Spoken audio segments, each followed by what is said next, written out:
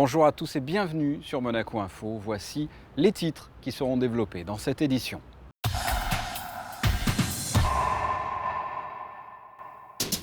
L'Orchestre Philharmonique de Monte-Carlo revient tout juste d'une tournée en Chine, une première pour l'orchestre. Coup de projecteur sur le restaurant du Méridien Beach Plaza entièrement rénové. La Galerie Maison d'Art du Parc Palace organise une exposition sur le mouvement surréaliste. Et puis sachez, avant de développer ces titres, que la Croix-Rouge organise sa grande braderie à l'occasion de la journée mondiale de la Croix-Rouge monégasque ce samedi 30 mai. Vous pourrez faire de bonnes affaires toute la journée à l'espace Léo Ferré et en même temps une bonne action, notamment en faveur des personnes qui ont subi de plein fouet la catastrophe naturelle survenue récemment au Népal. Et pour en savoir plus sur les actions menées par la Croix-Rouge monégasque, nous avons suivi des membres de la Croix-Rouge, que ce soit à Monaco ou à l'étranger, comme par exemple au Burkina Faso. Vous pourrez découvrir ce documentaire à la fin de ce journal. Mais avant cela, comme je vous le disais, direction la Chine avec les premières images de la première tournée de l'Orchestre Philharmonique de Monte-Carlo dans ce pays. Une tournée sous la direction de Gianluigi Gelmetti. 7 concerts au total à travers toute la Chine, dont Pékin et Shanghai. Le duo composé de José Sacré et Serge Prémont était sur place. Voyez le reportage.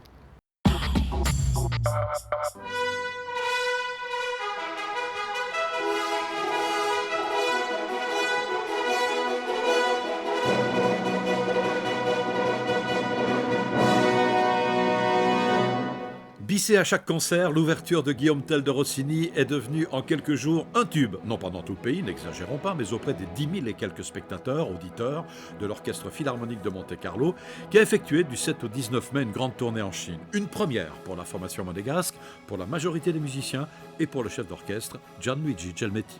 Bah oui, c'est un événement épocal, vraiment, je crois. Et c'est très important pour Monaco et pour la Chine aussi, et pour moi aussi. Mai 2015, première tournée en Chine de l'Orchestre Philharmonique de Monte-Carlo. Ça représente 4 tonnes de matériel, 50 mètres cubes. On a parcouru 7600 km à travers la Chine, 3000 km en avion, 3800 km en train et le reste en autocar. On est avec 78 musiciens, 3 techniciens, 2 régisseurs et un médecin. Quelques chiffres impressionnants qui montrent qu'après le temps consacré aux longs et nombreux déplacements, aux 7 concerts et aux répétitions, les musiciens de l'Orchestre Philharmonique de Monte-Carlo n'ont guère eu le loisir de faire du tourisme, à l'exception de 2 jours de relâche à Pékin et à Shanghai, juste de quoi emporter quelques images et impressions de Chine. Un mélange à la fois de beaucoup de richesse et puis de beaucoup de pauvreté encore. Ça aussi, c'est assez déstabilisant. On peut passer d'un quartier à l'autre en ayant l'impression de changer de quelques siècles. Les Chinois sont très, très aimables, donc c'est une jolie découverte. 2 choses en particulier ont marqué les esprits des musiciens. Les salles de concert d'abord, toutes récentes, magnifiques, à l'acoustique parfaite. Et ensuite, et surtout, le public, en majorité jeune, ne connaissant pas encore les codes d'un concert classique, mais curieux de découvrir cette musique nouvelle pour la plupart d'entre eux. Oui, nous avons beaucoup de jeunes dans le public. Un des derniers concerts où visiblement il y avait toute une université qui était là, donc des jeunes étudiants entre 20 et 25 ans qui étaient avec des uniformes. Donc c'était là vraiment, on sent la soif de leur côté. Ils sont relativement bruyants mais très enthousiastes. Ils applaudissent dès que le morceau est terminé. Donc je pense qu'effectivement, il va falloir un peu de temps pour que eux aussi découvrent ce répertoire-là, mais c'est encourageant.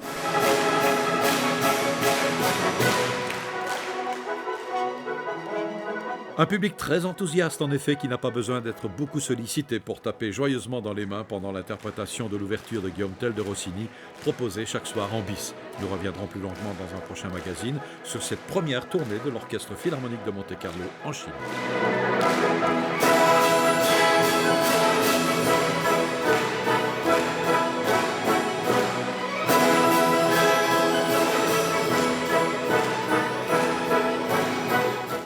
Nous sommes fin mai, c'est déjà le coup d'envoi de la saison estivale au Méridien Beach Plaza. L'établissement vient de terminer la rénovation de son restaurant. Reportage d'Anthony Micou. Le Méridien voit les choses en grand. Seul hôtel disposant d'une plage privée à Monaco, le Beach Plaza apporte cette année son lot de nouveautés. Son directeur général en poste depuis 3 ans veut continuer à satisfaire ses clients. On donne la bienvenue à la saison d'été. On profite pour montrer aussi tous nos nouveaux espaces, le hub, qu'on appelle le hub, l'espace de détente et de partage qui existe maintenant au milieu du lobby de Meridian Beach Plaza. Le nouveau bar, ça fait déjà quelques mois qu'on l'avait, mais dans la continuité du design, on a ouvert aussi le nouveau In-Tempo, avec sa cuisine savoureuse et de saison qui continue à offrir du plaisir à tous les monégasques. Tout au long de l'été, les soirées sparkling proposeront des cocktails rafraîchissants avec ou sans alcool. Exemple le sifflet à base d'absinthe, de sucre de canne, de citron, de raisin et d'estragon, sans oublier l'eau pétillante. D'une manière générale, l'accent a été mis sur la gastronomie. Le nombre de places du restaurant reste à peu près la même chose qu'auparavant. La cuisine de l'In-Tempo, connue comme elle est de tous les fidèles de Monaco qui viennent au Méridien ou à l'In-Tempo, elle continue à être la évolutive de Laurent Collin, le chef. Et le nombre de places, il bénéficie encore en plus de 2 espaces privés qu'on pourra partager pour le restaurant. J'espère qu'il continue à aider au permanent renouveau de Meridian Beach Plaza parce que nous questionnons tout le temps et tout le temps nous essayons de nous améliorer les offres et ce que nous proposons à la société monégasque. Pour cette première soirée, l'hôtel du Larvoto avait organisé avec Nouvelle Vague un concert privé d'Élodie Frégé, accompagné pour l'occasion de Zula, une danseuse du Crazy Horse.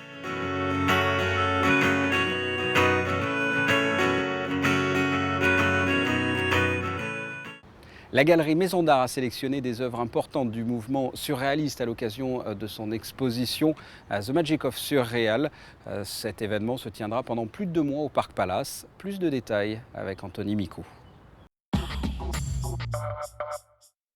Salvador Dali, Max Ernst et Roberto Matta.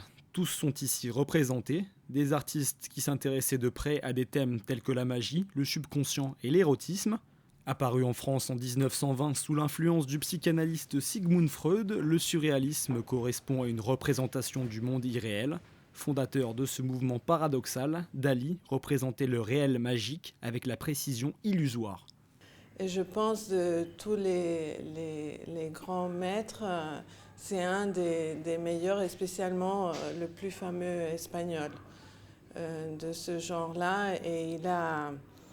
Ces tableaux, spécialement des années 30, 40, étaient très importants. Et aujourd'hui, c'est très recherché. C'est pas très facile à trouver, ces œuvres. Dans cette école-là, on a des autres artistes qui sont représentés ici, comme Max Ernst, comme De Chirico, Savigno. Ce sont tous des grands maîtres de cette peinture-là. L'œil fleuri de Dali servit de décor au spectacle Tristan Fou du Grand Ballet de Monte-Carlo en 1944. Autre œuvre clé de l'exposition, le tableau paysage du port Liga avec ange familier pêcheur, qui date des années 50, une période durant laquelle le peintre revint en Catalogne, intensifiait son intérêt pour les effets optiques et décuplait sa virtuosité technique. Le surréalisme représente une part très importante de l'art au XXe siècle. C'est pourquoi énormément de musées veulent faire des expositions comme celle-ci. Et nous sommes très heureuses d'avoir récupéré ces œuvres auprès de propriétaires et collectionneurs, car elles sont extrêmement rares. Une troisième réalisation de Salvador Dali est affichée, une huile peinte au cours des années 70 lorsque l'Espagnol vivait à Monaco. L'exposition est à retrouver à la galerie Maison d'Art, avenue de la Costa, jusqu'au 10 juillet. Je vous propose de découvrir, avant de se quitter, la météo. Jeudi, un soleil agréable, des nuages insignifiants et des températures très douces de 17 à 23 degrés. Vendredi, le maintien d'un temps sec et beau, malgré la présence de quelques nuages, comptés de 18 à 23 degrés. Samedi, des nuages sans pluie, avec quand même de belles apparitions de soleil. Il fera de 18 à 22 degrés. Et enfin dimanche, une belle journée entre soleil et nuages, les températures de 18 à 23 degrés.